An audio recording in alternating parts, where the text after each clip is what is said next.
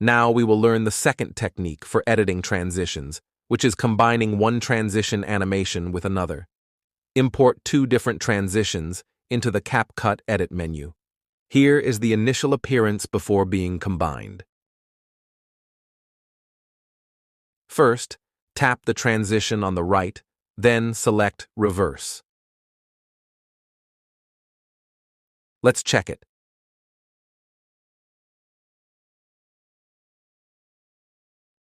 If the transition delay is too long, trim the duration slightly.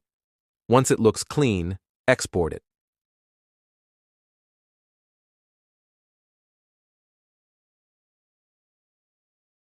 This is the result of the transition combination. Now, let's create multiple color variations, just like in the first technique.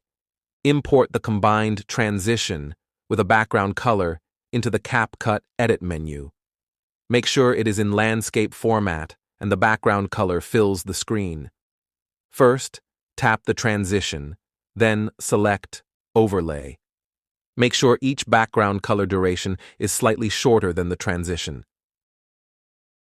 Tap the transition, then select Remove Background.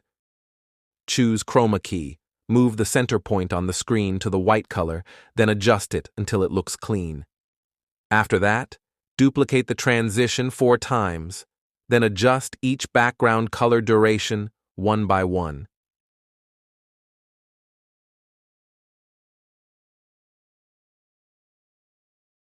Once everything looks neat, let's check and export.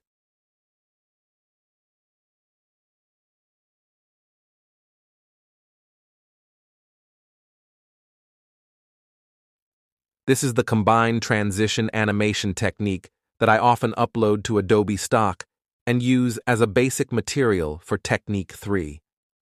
Next, in Technique 3, we'll learn how to create shadows from transitions.